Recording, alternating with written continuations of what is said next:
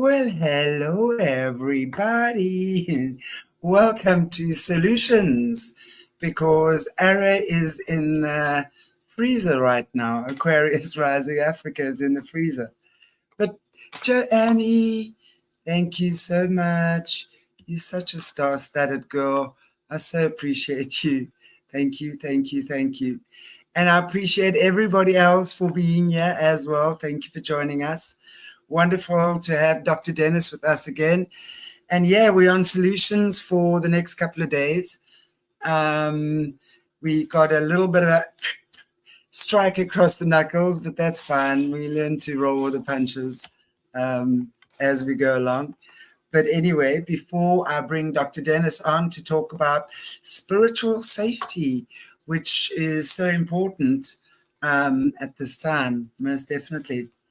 So just one or two announcements. I've got Melanie from Australia on tomorrow morning or tomorrow noon, my time. And we're going to be doing part 2 of her journey through narcissism, I think I'm saying it right, right? Elective, hysterectomy, abuse, recovery, just amazing, brave souls. And I just love listening to their stories and would love you guys to support our survivors as well. And just, yeah, you know, there's nothing more important for a survivor of any sorts to be told, I believe you, and for people to hear what they have to say. So thank you for all of those who continuously support our survivors on this channel. Really appreciate you. Then tomorrow night at 7 o'clock, which is the same time as this, that's CAT, 7 p.m. CAT. Okay, CAT time, Central African time. Leo Zagami is on again. And we missed him 2 weeks ago, but he's on now. And then, of course, don't forget members. Leo's book club at this Tuesday, coming Tuesday. I can't remember the date now, sorry, but it's this coming Tuesday at 7 o'clock as well. We're going to be doing his book club. So please join the membership channel, the Arrow Tribe, and join us for Leo's book club, where you get to ask your questions live and he responds and obviously goes into his latest book, Confessions of an Illuminati, volume 12. So that's super cool. And then new guest on Monday, Doug McIntyre. Now you all watched Rachel Vaughan from Australia a couple of weeks ago. If you haven't caught Rachel Vaughan's show, please do. It's super interesting. She talks about heterochromia, which is, I want to call it a condition of the eye, but it's really the coloring, and if you have different color eyes, stuff like that. Often through trauma, that condition occurs, or you know, people are born with it as well. But it's super interesting. Very, you know, often these people have got incredible psychic abilities. A lot of the actors and actresses have this, especially those playing the in the sort of superpower movies, which is very interesting. So Doug McIntyre is actually the expert on that. And he's going to talk to us about epigenetics and heterochromia and trauma, how trauma creates all of these things. So very, very interesting. So join me on Monday, 12 o'clock noon again. So you Americanos might be schnoozing. Well, I know there's a lot of you night owls, so I hope you guys will join us for that on Monday.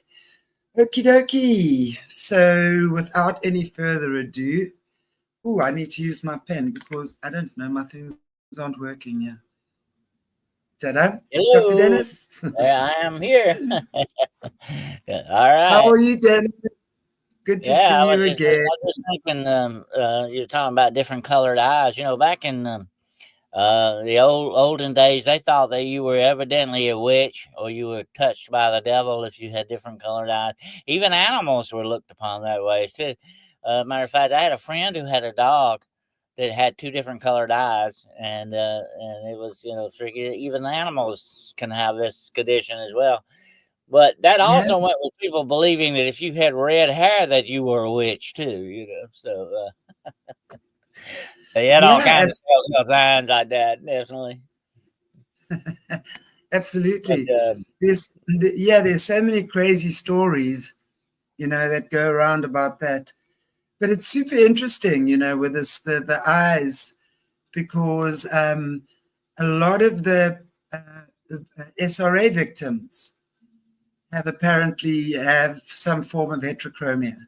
So they're often taken in. Some of the mhm, people would say these guys, you know, would literally walk up to them, look into their eyes, and they wouldn't understand why at the time they're looking into their eyes. yeah, But then they obviously see they have the heterochromia, and that is generally with spiritual gifts as well, associated with spiritual gifts. So they would immediately know just by looking in their eyes that they have spiritual gifts, which they obviously wanted to exploit, right? yeah. Well, you know, the few times I've encountered that, you'll be talking to someone, it's kind of throws you off looking at someone with two different colored eyes, because there is a definite change in that.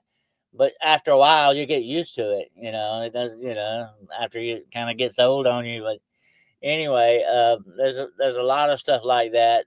I think sometimes we pay too much particular attention to the outward things of people more than we should the inward things about them that we need to really understand. And that kind of leads into what we're going to be talking about today. As I was mentioning to you before the show, we had planned another show, and we will have that next week if nothing happens, about the year without summer. And I was going to do that this week, but I've had a lot of people come up and ask me, times being what they are, and times are getting really freaky all over the world, folks. Absolutely. And they wanted me to talk a little about spiritual safety. You know, we think about our physical safety a lot, and our mental safety is very important too. But a lot of times we neglect our spiritual safety on these things. And that's not good, because that makes up a very large part of you that makes you you. That's what you are. Of And course. for you to neglect that can lead you to trouble. But there are, you know, I think you got to look at it this way, Chanti. A lot of people think, and by the way, I did a great show with my good friend Jessica Jones yesterday on the Casket Girls of New Orleans. And what made me think Right. about those, they were definitely supposed to be evil spirits. And when you think a lot about spiritual safety, you think about evil spirits or things like that coming against you. But there can be other pitfalls as well. There can be other things that can snag you if you're not careful. So you have to be aware all at all times. And here's the number one rule of spiritual safety: awareness is tantamount to everything. You've got to be aware and stay aware of everything going on around you, the atmosphere around you, the people around you, the situation, whatever it may be.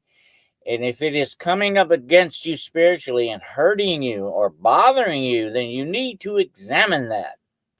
You need to say, "Hey, what's going on here?" You know, don't put it off. Don't say, I'll think about it next week or something." It's happening right then, and it's happening for a reason. And you need to explore that reason and figure out what's going on, what the trouble is, what the problem is. And like, you know, talking about people with two different colored eyes, that can throw you off for a while when you talk to someone like that. And but then you would tend eventually to brush it aside and say, well, there's something else and all that. But we need to not neglect things that confront us sometimes. Absolutely not. And that is very important to our spiritual, physical, and mental health, every which way you look at it. And the number one thing that I think, other than evil spirits and evil things going on, the number one thing I think that comes up against us, and we're going to talk a little bit about that today too, is the fact that we live in negative situations, or we deal with negative people, or we have those kind of people in our lives, and we have to deal with them. There's I've had a lot of people over the years, and we've talked a lot about narcissistic people, the way they act and do things to other people, and they use and abuse and then throw you away. That's mainly the way they operate, because they're all about power. But we have to retain a little bit of our own spiritual power to safeguard ourselves, and like have that bumper in place to keep some of this negativity away from us. And that's the main number one thing you want to look at when it comes to spiritual safety.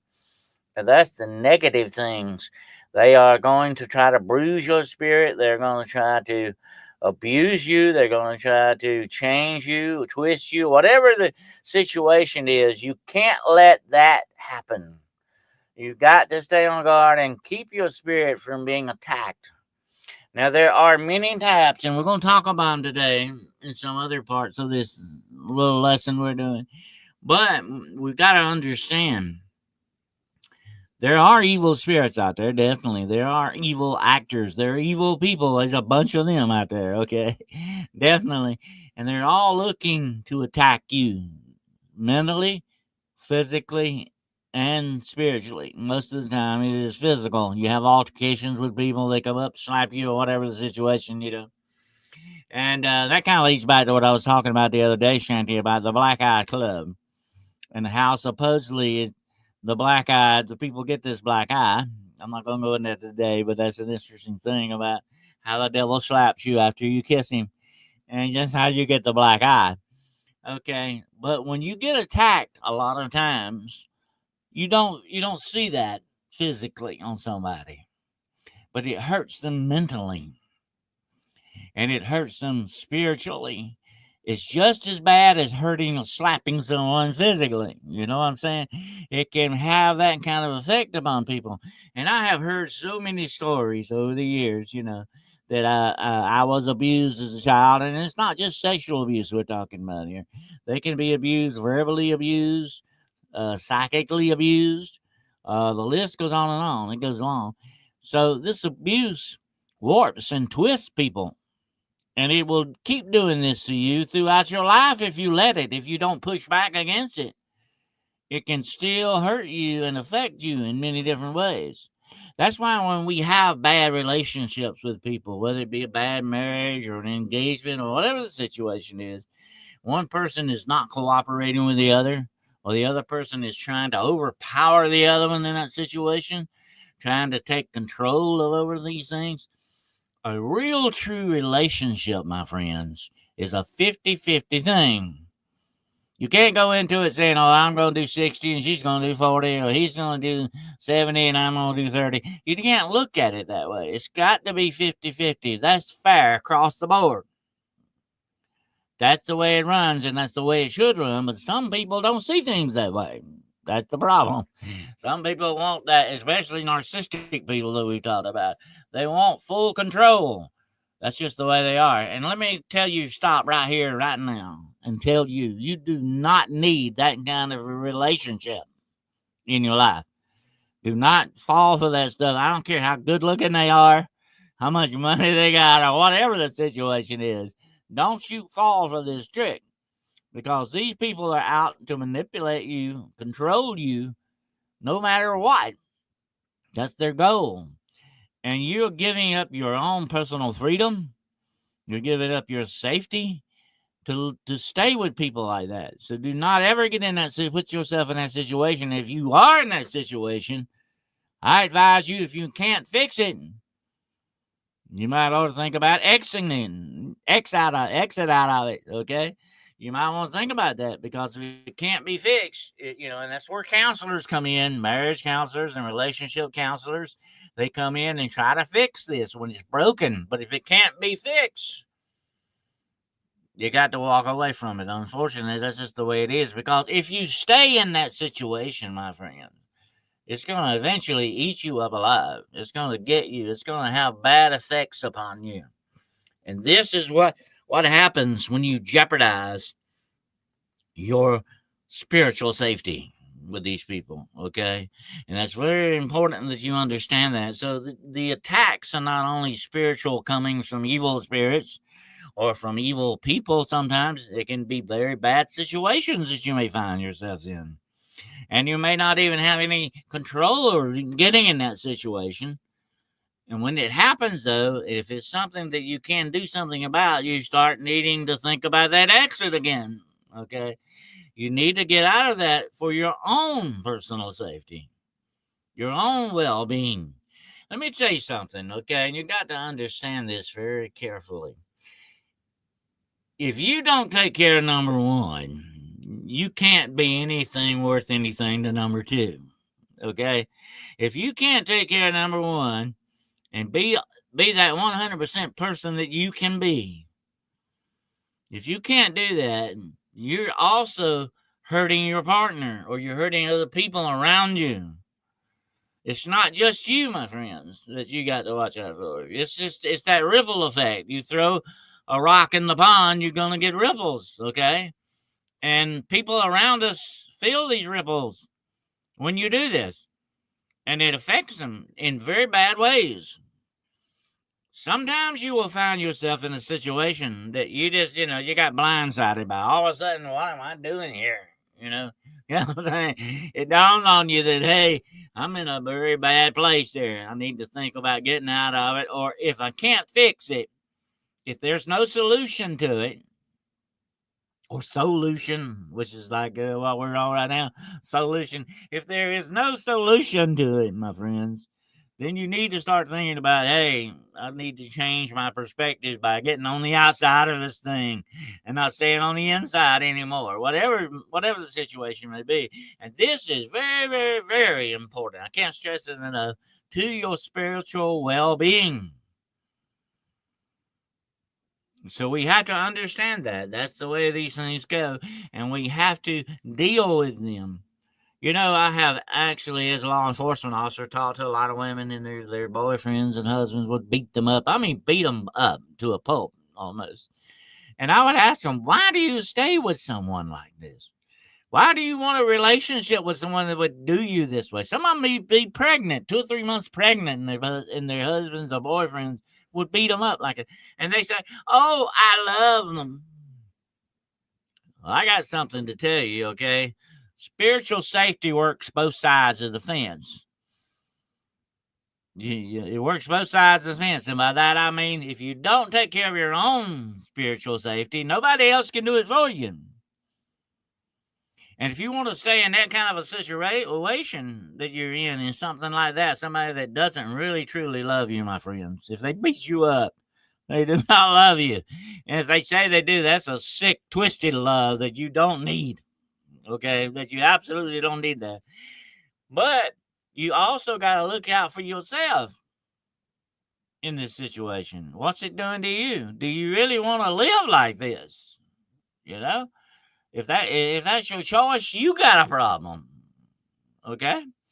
That's like I said on one of our shows here recently, what Johnny Depp said, the problem's not the problem, it's the problem you got with the problem that we got a problem with. So if you got that problem and you don't want to address it, if you don't want to fix it, why are you going around complaining about it? You have made your bed, you're going to lie in it. That's your choice. You got a choice in this thing, okay? Don't ever think, I have no other choice. I've got to stay with him. Why? You got a choice. It's still a free country here, folks. You can still take charge of your life. You are the one responsible for your own spiritual safety, not me, not Chanti, not anybody. You are the one responsible for that. And if you don't live up to your responsibility, you're going to pay the price for it. I'm talking tough love here with you, okay? But it works. I'm telling you, this is what you need to hear. And you need to work on this, and you need to move on this, and you need to understand where this is coming from. That's why I say when it comes to something doing this to you, okay, you need to stop. Let me give you a quick illustration. I've had people come to me and say, oh, Dennis, I got a curse on me. I got a curse on me. It's probably come down through the generations on me here. I got a curse on me, and it just everything going wrong. I have the worst bad luck and all this, and I say, well, tell me what's going on. They say, well, I went out drinking and doing cocaine the other night, and I woke up and I don't remember where I was at, and I just have this terrible luck. And I said, whoa, wait a minute. Wait a minute here. Could it be that the problem is that you are the problem? Usually. You got to look at yourself here before you go around. Jesus said that in the Bible, by the way. You know what Jesus said? Something very important. Before you take the beam out of your brother's eye, you got to take the beam out of your own eye first. That's the way spiritual safety works, folks. And like I said, that's your responsibility. And that's what you got to work on. And you got to assure your own safety in all these kind of situations, whatever they may be. Even if you are coming up against evil spirits, you better know how to deal with it and get them and kick them the heck out of your life, or your spiritual safety is in what? Jeopardy. You're in a bad, dangerous situation, my friends, because even when you are threatened by spiritual safety, it's just like being threatened physically or mentally. Okay? Did you know, Chanti, I could take you and lock you up in a cell and treat you like an animal. Eventually, very soon, one day, you will begin to believe that you are an animal and you're no longer human. This is what we call mind conditioning, folks.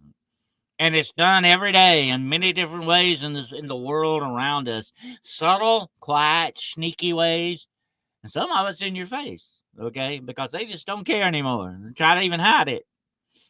But all this manipulation is going on. What's it doing that for? It's trying to control your intellect, your mind. This is another thing that's connected to your personal spiritual safety, your mind.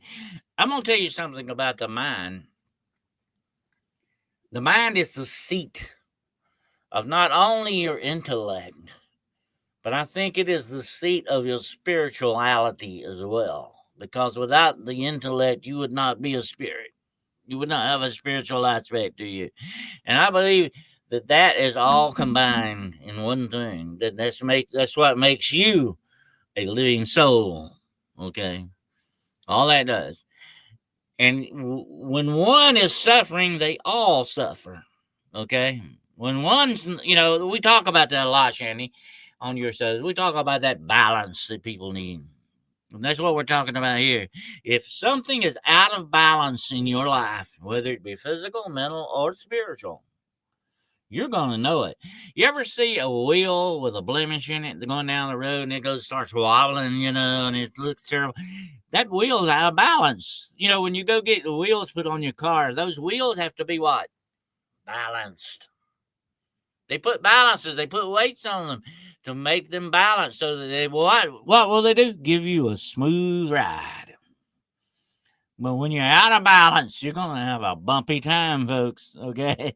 When that balance is gone, you're going to have a bumpy ride. That's just the way it goes. And you got to understand that balance is so very important. So when you balance all of yourself physically, mentally, and spiritually, and that includes emotionally as well. When you balance all this in the right way and it has the right proportion to it, things are going to be a whole lot smoother in your life. You will be happier. Your life will be smoother. Things will run better. You won't have a lot of aggravation. People come up to me a lot of times. They just get very agitated and aggravated by things. I just can't stand to look at my husband eat breakfast anymore. Or I can't stand something he or she does, or they do something that drives me up the wall. What they're doing is they're not focusing on why they feel that. They're focusing on the reason for it. You understand? You got to take your focus off the reason sometimes and focus on why you are doing that, why you are feeling that way. Could it be you're out of balance? And it's affecting your perception of other people and things. If you're wobbling down the road of life, my friends, you're going to see things that aren't quite right. You're going to see things this screwed up. It's going to be out of balance for you. You're looking at a perception, and I talk a lot about that on my show. And it begins with, it says, there are things known and there are things unknown. And in between are the doors of perception. The doors of perception are very, very interesting and very, very important. It's how we perceive things from our point of view, okay?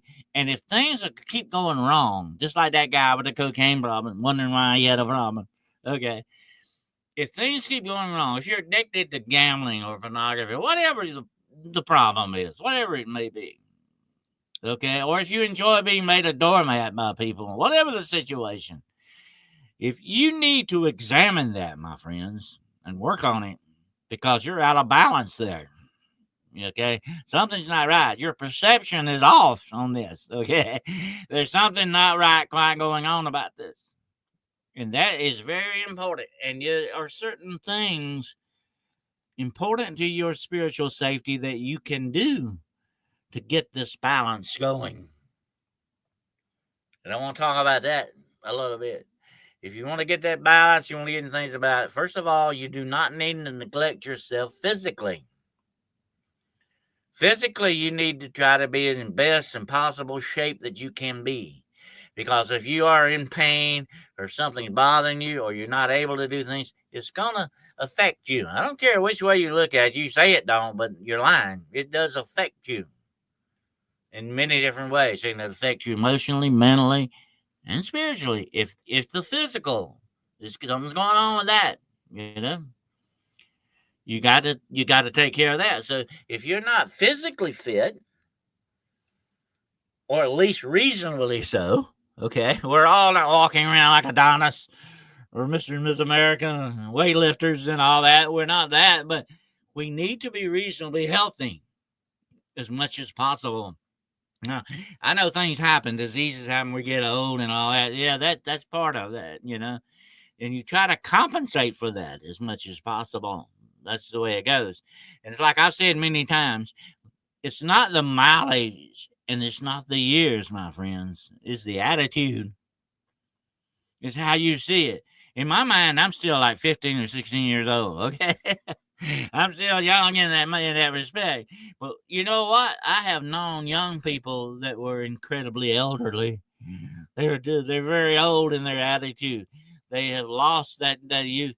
We've got to understand you've got to be mentally fit too. It goes along with that physical fit.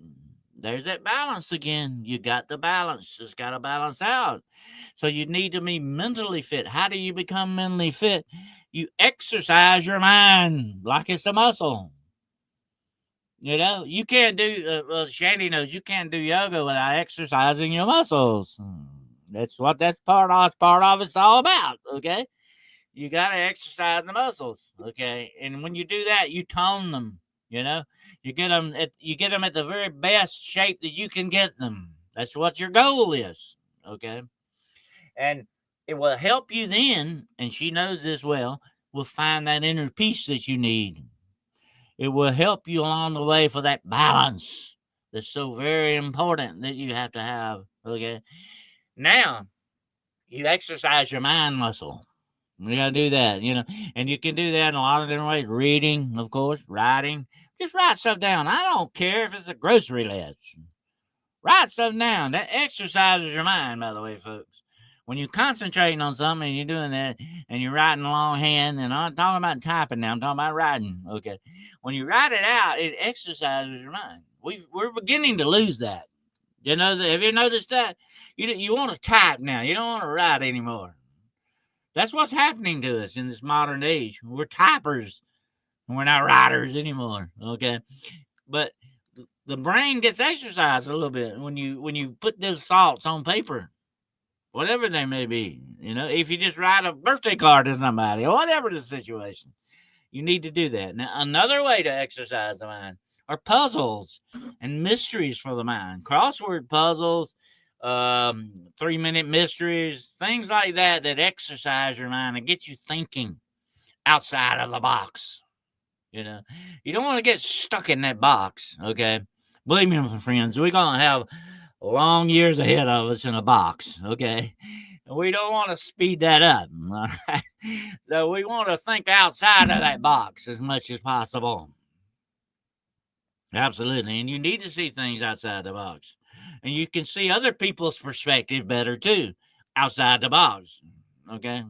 That's very important. You remember that. But we need to work on these exercises of the mind. And another exercise of the mind is definitely communication, just like we're talking right now.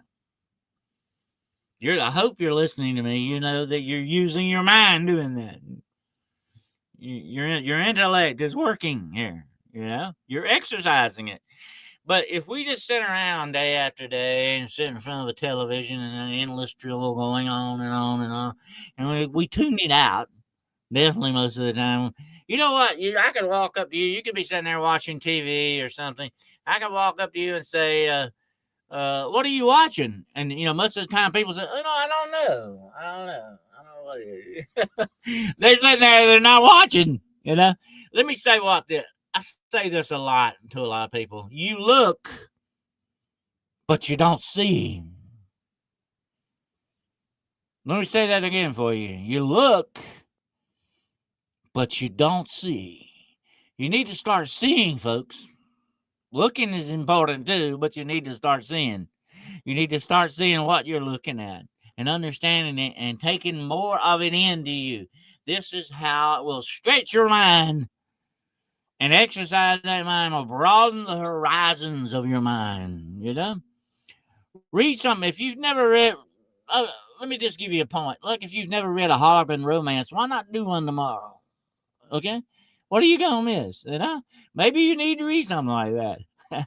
Maybe you need to see something from somebody else's perspective. You know, that's the one thing I love about writers and writing. I have connected with people from hundreds of years ago and understood their perspective. That's amazing to me that people long dead and gone can still talk to you. And we don't have to have time machines to do it. It's called a book. And that's the way these things work. So we got to not neglect that. We've got to exercise that and be balanced with that as well. And then finally, what we're talking about today, the balance of spiritual safety. The safety that I'm talking about, you've got to have a balanced spirit for it, okay? And your spirit must be fed. The spirit has to be fed, just like your stomach has to be fed and your brain has to be fed things sometimes. So does your spirit. It needs nourishment in many different ways. It can be worship of a deity. It can be learning new techniques and doing different things. It can be that. It can be examining different philosophies and different perspectives that other people have on things. It can be a lot of things that we can nourish our spirit with. And here's the big thing, okay? Getting outside of yourself and doing for others is one of the best things that your spirit and soul can do, because it takes you outside of yourself. You don't have to keep worrying about me all the time. You start thinking about somebody else, their welfare, or what you can do to help them, whatever the situation may be. If you're just working in a soup kitchen, or you're going out collecting stuff for people, whatever the thing, whatever you can do that takes you outside of yourself and gets you to concentrate on other people. Do these things, these good deeds, as we call them, and we need to be good deed doers all the time. These good deeds take the focus off a lot of things and calm our spirit down. They calm our spirit down and they make it feel better. They make it healthier. They make it safer. They help us in many different ways. This kind of thing, you know. So there is a reward for doing good. Don't look for a monetary reward. Do it because it makes you feel good. No, you do it because it's the right thing that needs to be done. That's what you do it for. You know, you're not working off the emotional output of that. You're working off something that's a little more substantial than that. The happiness, the balance you get for your spirit from doing these things is what you seek to do. And this takes you outside of yourself, puts your focus on important things. And all of a sudden, folks, the trivial things don't really seem to matter that much anymore, do you? The trivial things, you know. Once you see the big picture, the people that are suffering around you or the people that need help around you, whatever the situation may be, once you see that, those little things that irritated you earlier melt away most of the time. You stop thinking about them. They're not important to you anymore because you found something much more important to concentrate on. So that's the last thing I'm going to tell you about today, the concentration of the spirit. We got to understand that. The concentration is there. What do I mean by that? Your spirit has to be going in the right direction. Okay? I'll try you try experiment sometime if you're alone home. Don't do this in front of people, they'll think you're crazy, okay? You can be at home and close one eye and walk around. See how quickly you go off to the side eventually, okay? When you close one eye. Why? Because you're off balance. You lose your balance, okay? Don't ever do that on a bed, by the way. That will really throw you for a loop, okay? But anyway, you do that, it will take you eventually, you just sort of go off center. You do it because the mind and the balance, they work together. The eyes and all that, they're all working together. If you ever seen someone who is unfortunately blind, they have to feel their way through there. You know, they have to feel, they have to know what's going on around them. They can't use the eyes anymore. But yet they're still using their minds and their spirits to picture these things in their imagination. They can see almost as well as you can with their imagination if they're in touch with it the right way. Because I've had blind people to feel my face so they could know what I look like. That's amazing to think about. We don't have that perception right now because we weren't forced into it by being blind, thank God. But that's what happens. So when one thing quits operating right, the other thing takes over sometimes. That's the way we're built. Okay. If your hearing is bad, you will be more sensitive to light. Light will wake you up in the morning. You know, a lot of people who can't hear good, they get woke up by light in the morning because the sound of the alarm clock won't set them off on them. But the light wakes them up, you know, so they become more sensitive to light. So whatever your body loses and lacks in one thing, it's trying to make up for it in another way. The mind is the same way, and so is the spirit. We have to remember that. So don't lose your concentration on your spirit or you'll go off to the side. Keep looking straight ahead where it needs to go. Keep it directed the way that it needs to go. Keep that direction and you'll be okay most of the time. Unless something very drastic happens, you will be okay most of the time. But you got to keep that direction, okay? You got to be directional. So that's what I was going to get to you today about the true safety of the spirit. Other than the evil spirits and the evil things that are going in the world around us today, it's very important that we know that there are a lot of bad actors out there, a lot of bad people who, like I referred to earlier, they want to control you, they want to do bad things to you, whatever the situation is. Your spirit is yours. Don't sign it over to anybody else. Don't let anybody else control it. Don't let anybody else manipulate it. Okay? You are responsible for your own well-being. Okay? Just like that guy who can sit around thinking I can go to cocaine parties and get drunk and wake up not knowing where I wake up in the morning. That's a curse. So yeah, but look, he brought the curse on himself. He didn't need him a witch to curse him or anything, okay? He didn't need a witch doctor to come in and do that. He was doing a pretty good job of his own, on his own with that, okay? So let's not do that. We can be our own worst enemies, but we need to take responsibility. It's your responsibility to live as healthy a life as possible. It's your responsibility to live as healthily mental intellect as possible, and it's also your responsibility to keep a safe hold on your spirituality. That's important. All these things are important, but they're up to you. I wish I could do it for you. You might not like what I do though. And I might not like what you would do. So that's why it is our own personal responsibilities, the things that we do and the things that we have to create for ourselves in this life. But we have to be on guard. It's very important. And what I talked about earlier, if you can perceive these things and find that, and sometimes in this very hectic world, we do need to go off once in a while. You know, you need to take your shoes off, put your toes in the sand and in the dirt, and ground yourself somewhere where it's quiet and there's no distraction. Don't take a cell phone with you. Don't do that. Don't just go off by yourself somewhere and find that peace. That's very important because that will help the balance. That helps adjust that balance the way it needs to be adjusted many times. That inner peace. And if we have an inner peace, we can work off of that. We got sort of like, it's almost like a fusion reactor burning in you.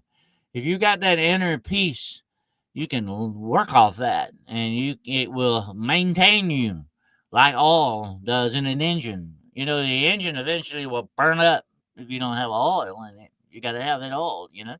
And that inner peace is the oil of the soul. You got to remember that. That's what keeps your soul running. That inner peace that you're going to find. And a lot of people can just very quietly sit back and envision themselves in the perfect place they want to be, lying on the beach, maybe in the sun, and listening to the waves or whatever it does for them. You know, they can imagine, they can go to that place of peace without ever moving an inch. That's a wonderful thing to be able to do. A lot of people can do that, but it takes incredible concentration. You got to block everything out around you and go to that place of peace, you know. You can do that, but you can also do it physically. It's a lot easier when you go do it physically for the first few times. Go to the park, now go wherever you feel happy at, wherever you feel relaxed and comfortable and away from the pressures of life. And things going on. That's where you need to seek out these places. And you need to go there and ground yourself. Ground yourself to the energy of the earth itself. And become one with that in a way. And that will help you find that inner peace that you need. That will give you spiritual safety. So try that today. There's exercises you can do and things you need to concentrate on to assure your safety in this world the way we see it now. Because like I'm saying, things are getting crazy. Things are getting crazy everywhere. Right now, there are riots going on in this country. Things are out of whack with humanity, and it's not. And I hate to be a Debbie Downer. Okay. But it don't look like it's gonna get better. I hope it does. I do want it. I want it to do that, but I don't see it doing that in the present state of things as they are. But we've got to understand if bad times come, we've got that inner peace. We're balanced the way we should be. We're going to be able to handle it better. We're going to be able to deal with it better. Okay? The stronger we make ourselves, my friends, the better we can react to the things that go on around us. And bad things are going to happen. Good things are going to happen too, okay? But bad things are going to happen as well. And that's life. It rains on the just and the unjust alike, as the Bible says. Things are going to happen. And when these bad things happen, at least we can have a handle on it. We can deal with it a little bit better. And that's the main thing we need to think about when it comes to spiritual safety. And once we obtain our spiritual safety, we will balance out the way we should be, especially with our physical bodies and our minds. And we do all that. We are being the best that we can be, And you may not turn out to be, the next movie star that comes down the line here. You may not turn out to be the next big celebrity. I don't look for that to happen, but you will be the best that you can be, no matter where you're at, Let me tell you a quick illustration. I have been in garbage dumps with terrible things and junk lying around, all this stuff. And somewhere in the middle of that junk, I see a flower blooming and growing. And that flower was going to bloom and grow no matter where it was at, okay? but it made a very good statement doing what it was doing in the middle of a junkyard. Okay. It was giving beauty in the middle of ugliness there, folks. It was doing its best. It was doing the best that it could do. And I think our Creator asked only that of us, to do the best that we can do. You know, there's no saying that even the angels in heaven can only do their best. Okay, and we got to remember that too. And we don't need to be so hard on ourselves. We need to be strict with ourselves anyway, because if we don't, we can get off center. We can get off balance. But we need to also understand that we are human beings. And we have our fallacies. We're not going to be 100% perfect, not in this plane of existence. One day we may, but not here and now. So we're not going to be 100%. God knows this, by the way, okay? He's not expecting anything out of us that we can't do, okay? And that's why I've always said God never asked you to do anything He wouldn't do Himself. That's very true as well. But we got to understand that if we are the best we can be, then we are living the best life that we possibly can have. That's what our goals should be, and that's what we should be pushing for. Absolutely, Dennis. You know, it really is about most important is the spiritual, you know, because the invisible creates the visible. You don't see your spirit, but it's that feeling, good or bad, right, that we have within, that we kind of know where we're at. So when we give others access to those parts of ourselves, whether it's relationships, whether it's your children, whether it's your parents, whether it's your co-workers, you know, we all have a little glitch, call it that, you know, and it's up to us to actually recognize where that is, you know, because if energy can gain access, or negative entities can gain access to you in one area, rest assured they'll gain access to you in all other areas as well. So it's not just about having one area open and nothing else. It gets in the one door, and it's going to find the leading doorways into every other part of your body, or your being, your spirit, your soul, right?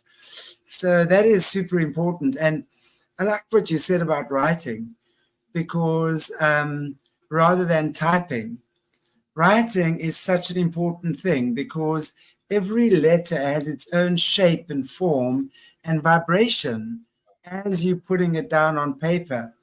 So it's much more, I find, I mean, when I write, that is truly when God speaks to me in the most profound way.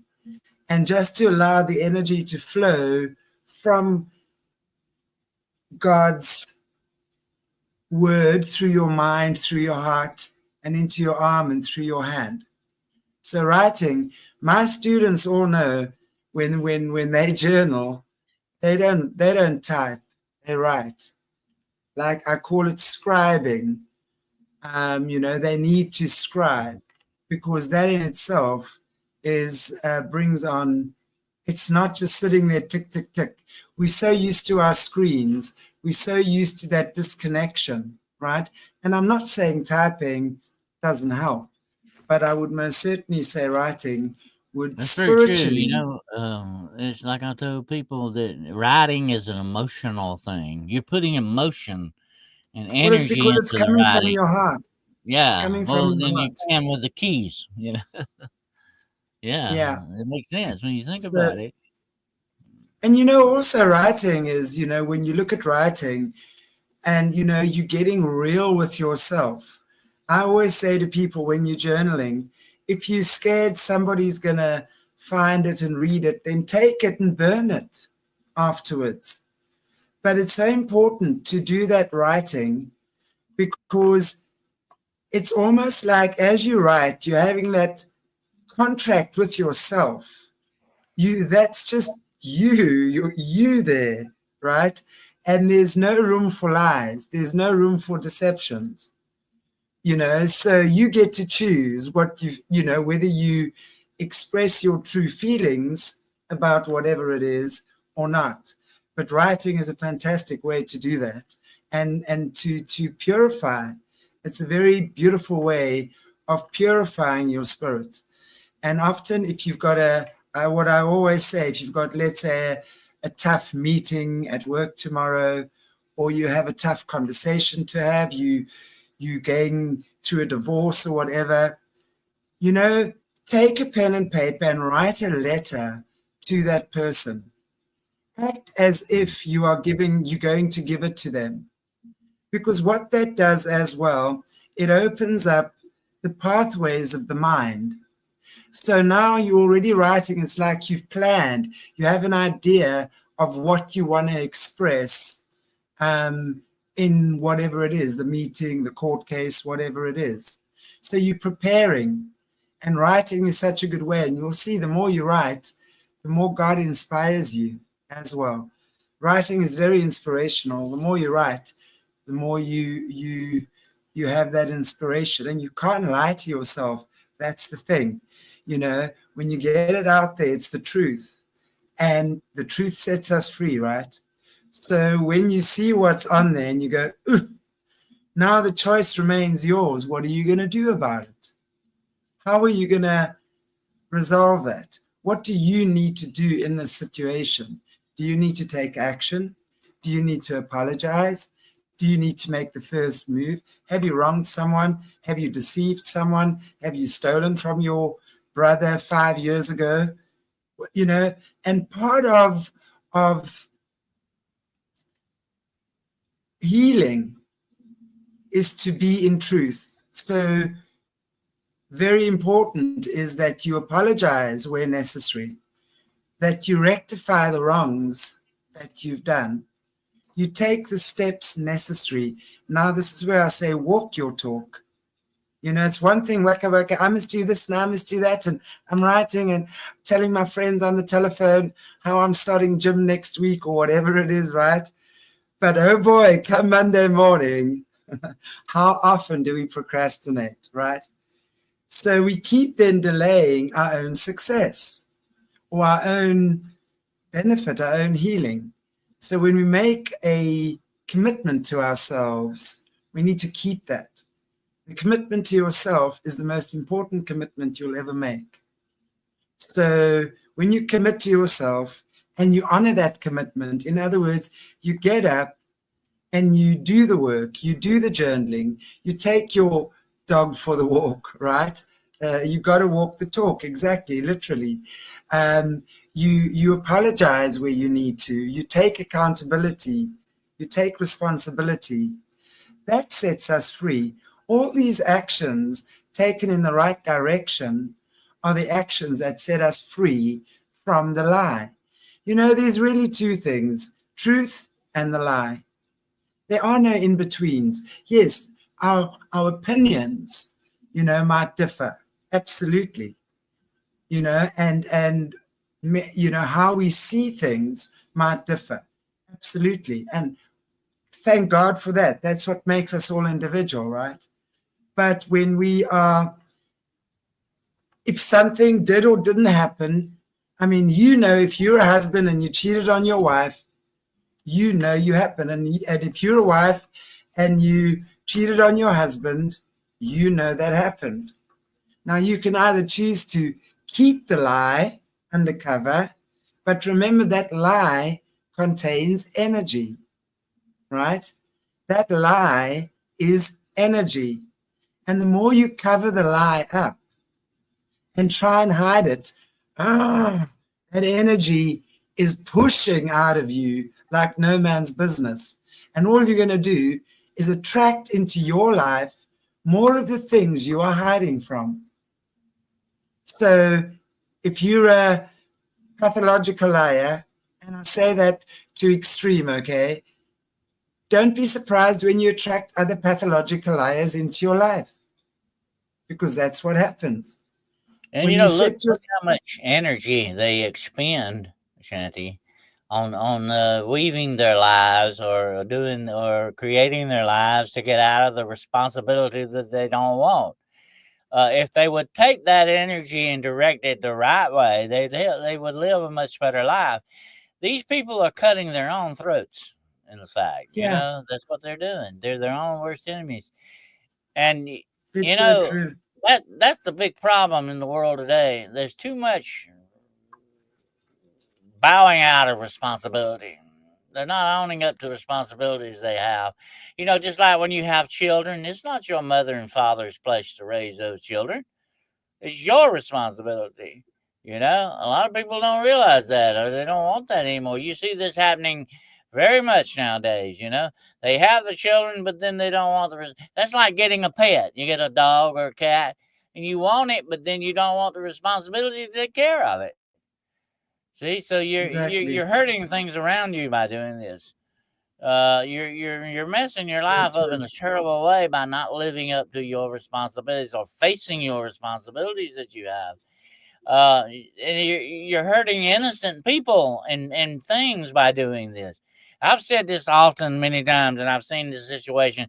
They don't need children, much less animals, and they definitely don't need either one, really. These people are caught up in doing things they want. And here's the sad thing about it, Chanti. They want a dog or a cat. They can come up and pet them on the head. So, okay, good boy. Now, go on, leave me alone. Go on. That's it. That's all they want them for is just to pet them once in a while. And you know what? The sad thing is they treat people this way too. They treat people like that. The people in their lives. They Well, don't want the responsibility of being even emotionally attached to these people in any way. yeah. That's a sad fact too, unfortunately. Well, the healing for us is that we've got to figure out why we are attached to that sort of thing.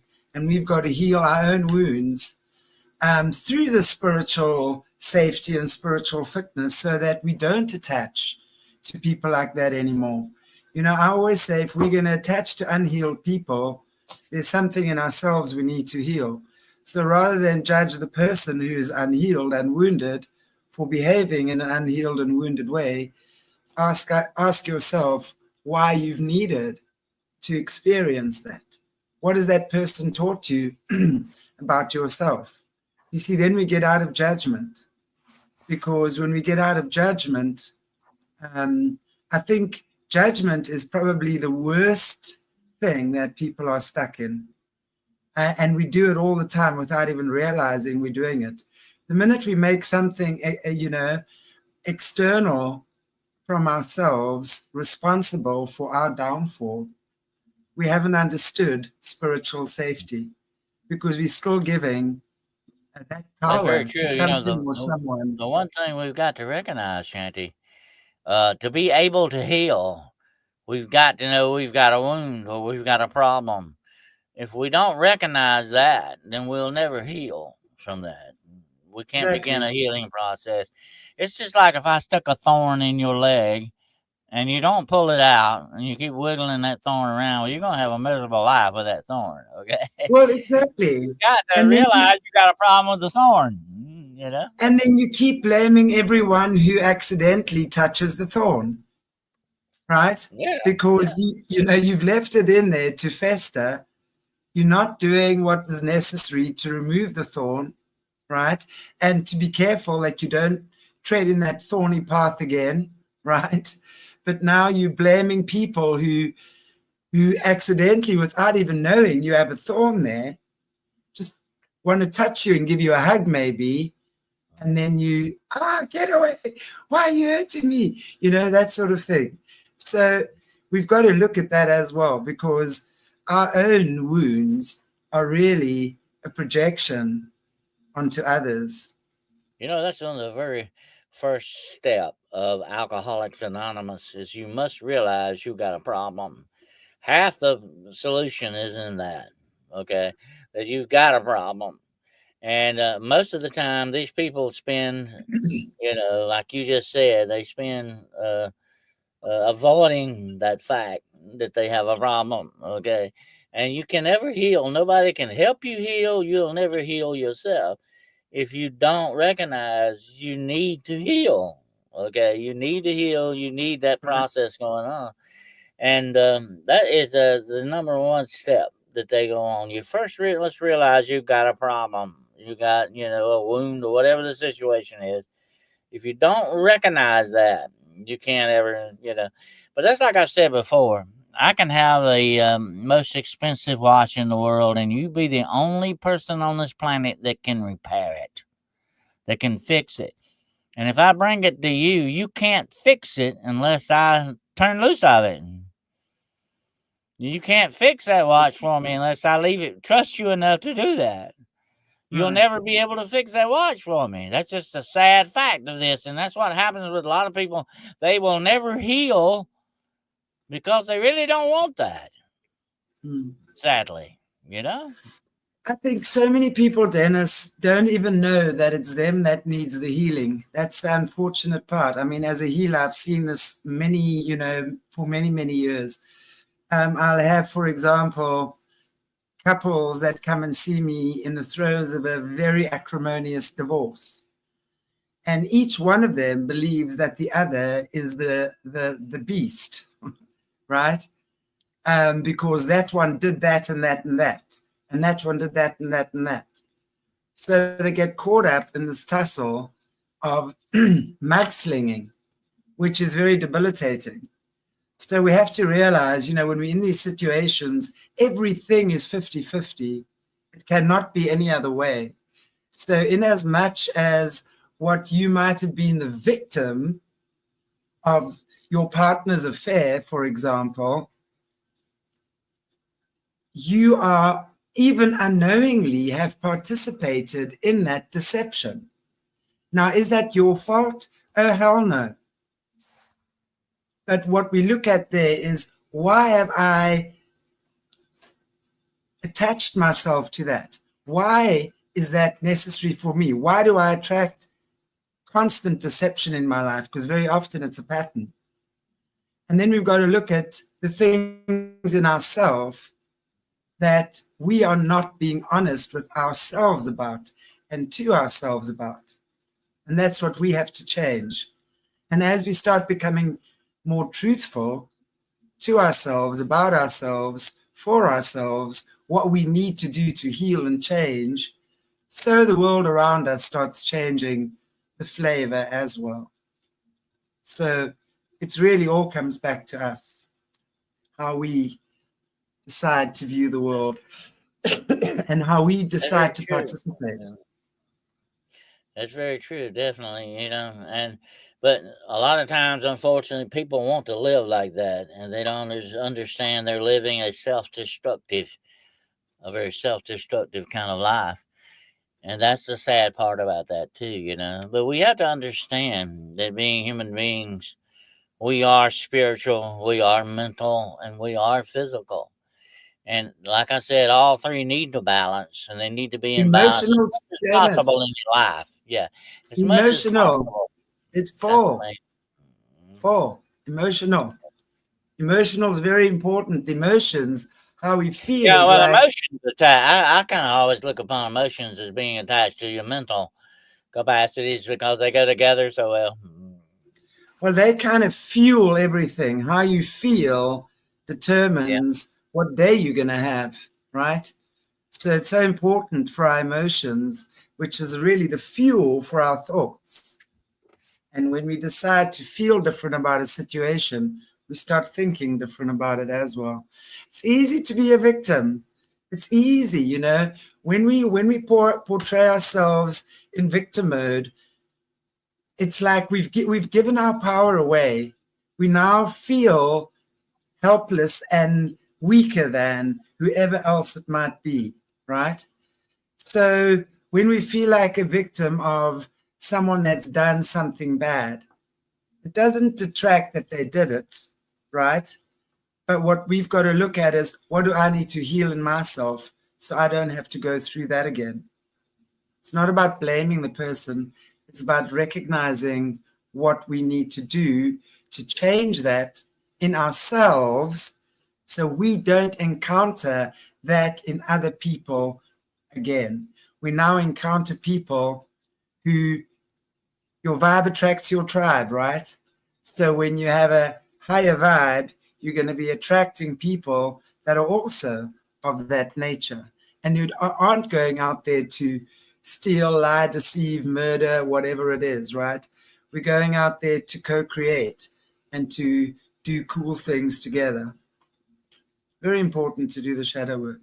And another thing you said as well is, giving of yourself, which is very important. In yoga, we call it seva, S-E-V-A. Seva is service to others. So I know when I was doing my yoga training in India, if you did not do seva, we had to do an hour of seva a day, which was either cleaning the bathrooms or every week we were rotating the yoga hall, the dustbins, whatever it was on the ashram that needed to be done. We all had to do it. And that was probably the most important part of yoga training, is that you have to do the seva. If you were not doing seva, you did not qualify. It didn't matter how many headstands and cartwheels you could do on the on your yoga mat, right? And how many mantras you could chant. Seva was the most important thing, which is being of service and giving freely of your time to those who are in need, which is really important. So I enjoyed that, actually. Absolutely, and also sitting here and listening to you talk about this, there's something also that comes foremost in my mind too, is control. You need to have control over your emotions. You need to have control over your mental and your spiritual and physical. That's what yoga is a lot about, is control over the physical part of your body. Once you have that discipline in place, you're a better person for it. Yeah, Totally. in many And it ways. shows in your body. That's the thing. That mental, emotional, spiritual discipline reflects in your physical body. So that's when you are going to be healthier. You grow old. It's not about wrinkles. It's about how agile you are, how flexible you are, how strong you are, how mentally aware you are, because that's what yoga is about. You see, yoga, the word yoga actually means a prayer to God through your body. That's actually what the word yoga has, different connotations as well. And That you would be are one of obtaining a the level of meanings. vibration too. You're obtaining a level of Exactly. vibration in that. Yeah, I see where you're getting at. You're Yeah. reaching some different plateaus on that. Totally. Yeah. And of course, how can you achieve those plateaus if you're not expressing it and experiencing it through your physical being? You have to. That's the beauty of yoga. And that is why I will say again, yoga has been demonized so badly because of this reason, for the breathing, because through the breathing, you reach the altered state, the lighter vibration. You have more access to what's around you in the non-physical realms.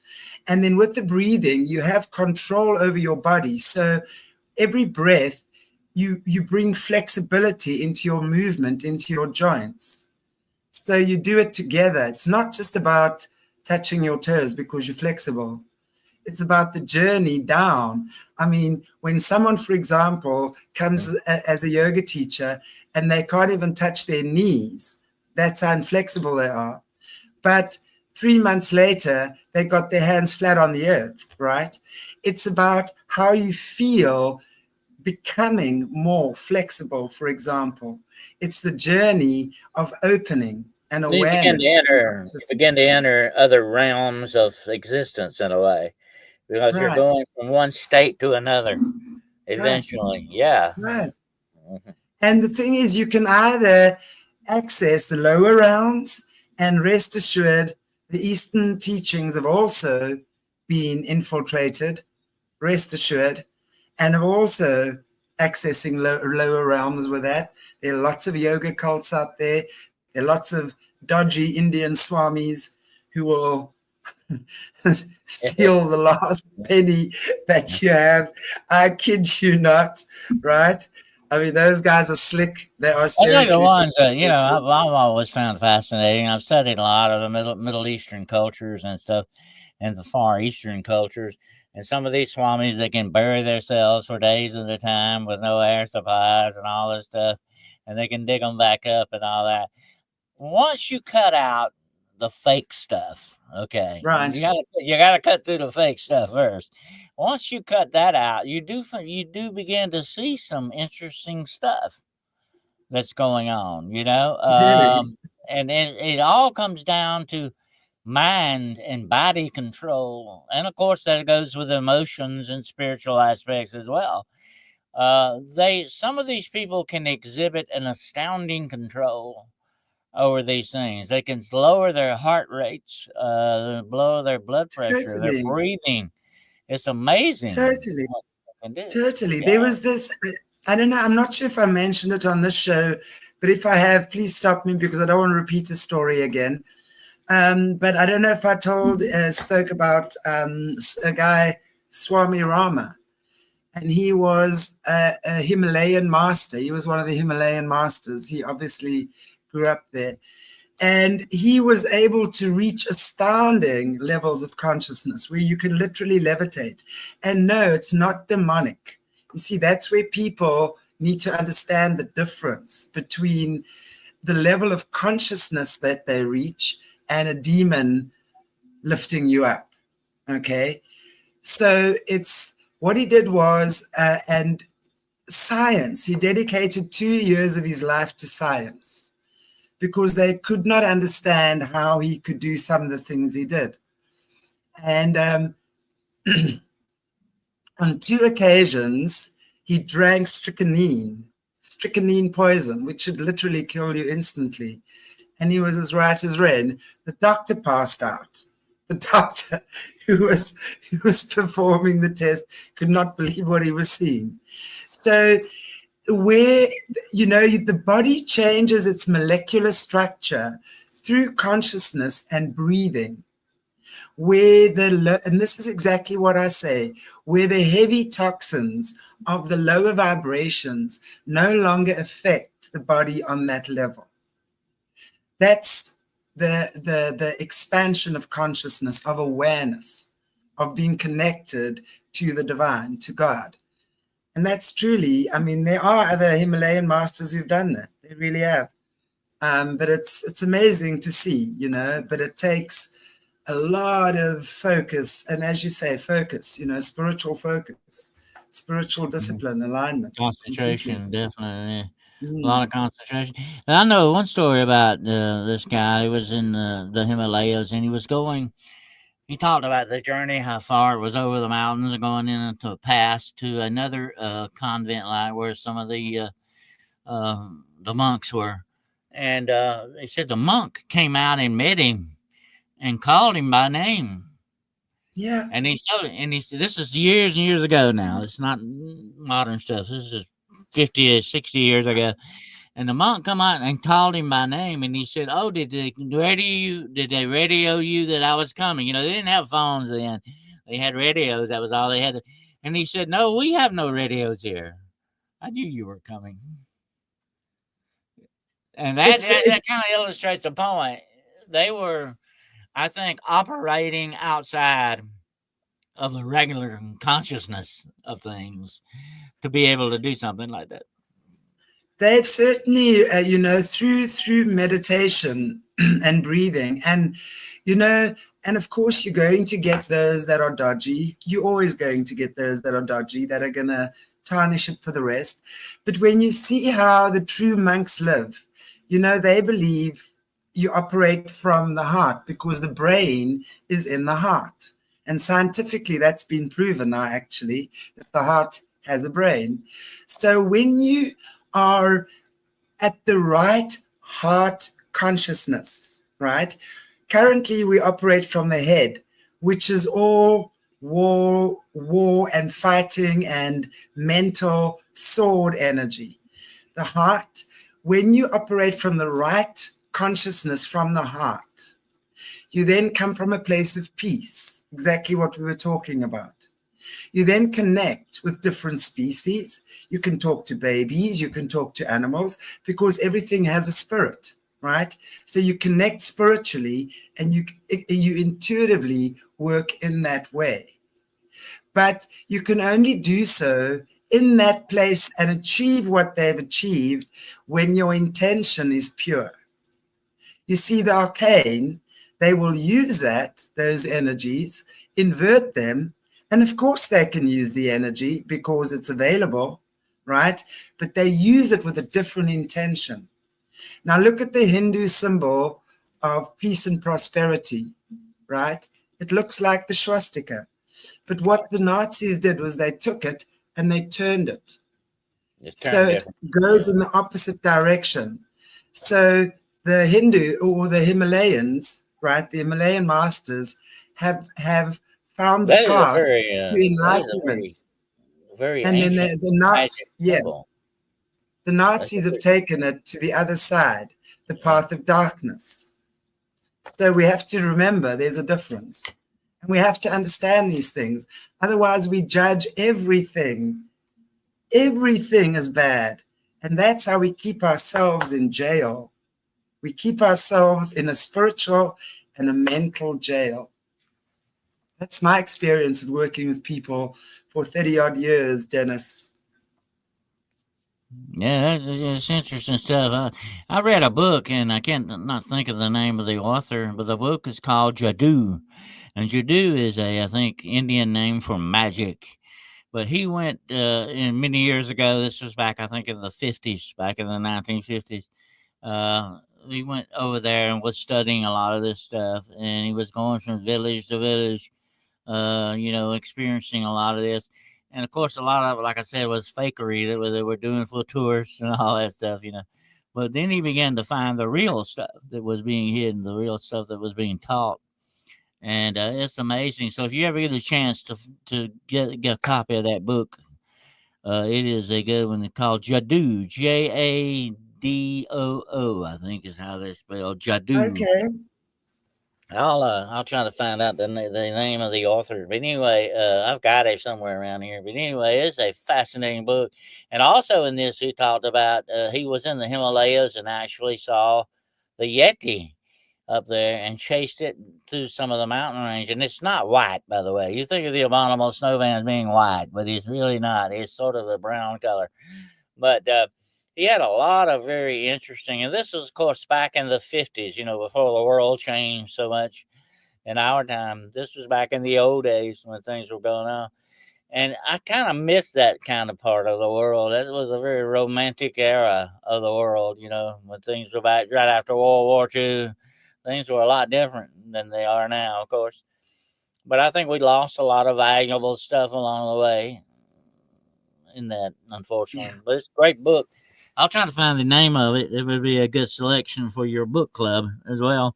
I'd love to, yeah. And speaking of book club, guys, Dennis is next on the hit list for the book club.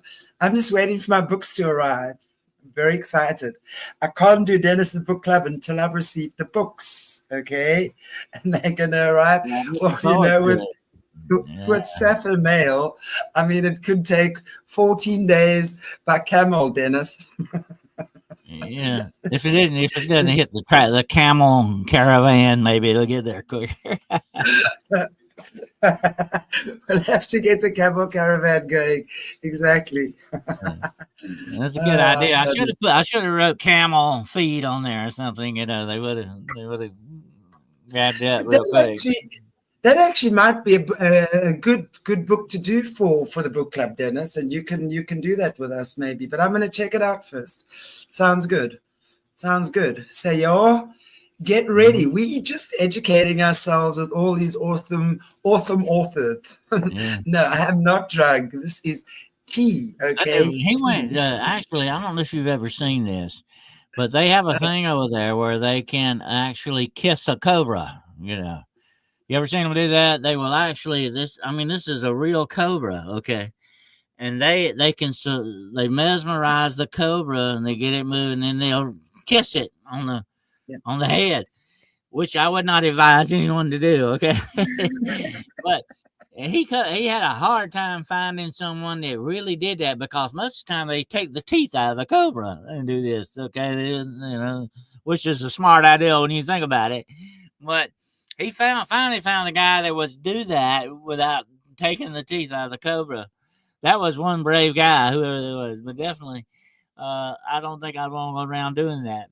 But they had Yeah. a whole thing with, Hollywood took a lot of that and put in movies and stuff, where they play the flute and the cobra dances, and supposedly during that they will get very low. The flute keeps going down lower and lower and lower, and all of a sudden it stop and it kiss that cobra on the head, and that was wild stuff. Love to kiss a cobra.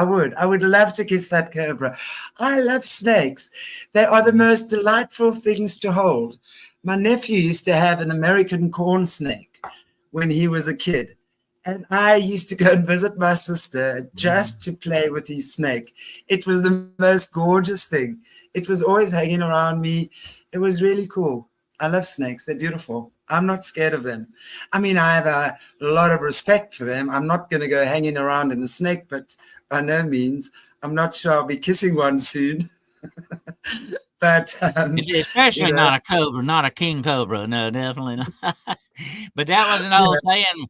The adventurers would get together and they say, "Well, I did this and I did this," and one would say, "Yeah, and I kissed the cobra." I might have kissed a symbolic cobra, but not a real one. Yeah. All of us girls, sometimes we kiss a cobra, I think. Definitely not. Did you kiss a cobra yet, Dennis? The one that you didn't marry? Yep. You know what I'm talking about, right? Yep. Not yet. Yeah. Dennis. Okay. Wow. Great show, Dennis. Thank you so much. Always cool to hang out with you and have a natter. And thank you to everybody in the chats. You guys have all gone quiet in the last little while. So I'm wondering if you just quiet or listening intently. Hope it didn't Thanks, go to sleep guys. out there. Yeah, or just asleep. Yeah, I hope not. Okay. All right, everybody. Dennis, thank you. Actually, but hang on. Before we say fare thee well, Dennis, do you just want to tell us where we can get you for the rest of the week while I pop up your little banner there? Tomorrow night I will be doing Paranormal Point of View, and that's going to be at 9:00 p.m. Eastern Standard Time on Hunting the Shadows YouTube podcast channel. And then next Monday we'll be doing another show with Gerald Fountain and The Road Less Traveled. We'll be doing that one Monday. Who knows what we'll come up with then. And next time I come back on Chanti's show, we will definitely do the Year Without Summer, 1816. And it's a very fascinating study in this because, like I say, it has a lot to do with even literary stuff here, because that was the year Frankenstein was born, and may even possibly be and we're going to talk about it, the time that Dracula was born. So it was a very interesting year for the world, no doubt about it. Well, we'll talk about Frankenstein. Was Frankenstein and Dracula born in the same year? Well, Frankenstein was born in 1816 from a nightmare that Mary Wollstonecraft Shelley had. And supposedly at that same meeting, you had several different very famous poets. You had Lord Byron there, and of course you had her husband. She ran off with him. They weren't married. They sort of eloped, and after he got divorced or something. And she ran off with him to this villa in Germany or Bavaria, I believe it was, and in the year of 1816. And they were all sitting around doing horror stories, trying to scare each other, doing ghost stories and all that. And supposedly she went to bed and dreamed Frankenstein. She had a nightmare about it. And at that same party, and we'll talk about this guy, there was I think he was might have been Austrian, something like that. Anyway, his name was Polidari, and Polidari actually had a story about a vampire, and we'll talk about that. And so it may be that the vampire that we know was born that night, the same time Frankenstein was. So it's going to be it'll be an interesting show for you, no doubt. Wow. Well, guys, tune in next week for that. Dennis, you want to end up for us in prayer? Yeah. Okay. Well, let's just have a little quick prayer here, and let's bow our heads.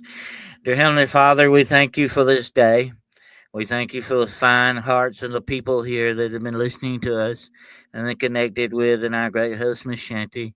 We thank you for all these things that you have given us, and we ask that you will help us to achieve that balance that we need in our lives, both emotionally, mentally, physically, and spiritually. We ask that you bless us in all avenues of this and that you help us achieve the best that we can be. And we ask this in the one name to which all power has been given in heaven and earth, in the name of our Lord Jesus Christ, and by the power of the Father and the Son and the Holy Ghost, we humbly pray. Amen. Amen. Thank you, Dennis. Great show. I really enjoyed that. Always cool to hang out with you on a Thursday, Dennis. And everybody, thank you so much for joining us. I look forward to seeing you tomorrow for Melanie from Australia, and then Leo Zagami in the evening. Okay, guys, take good care. God bless you all. And yes, just live your life like it's golden.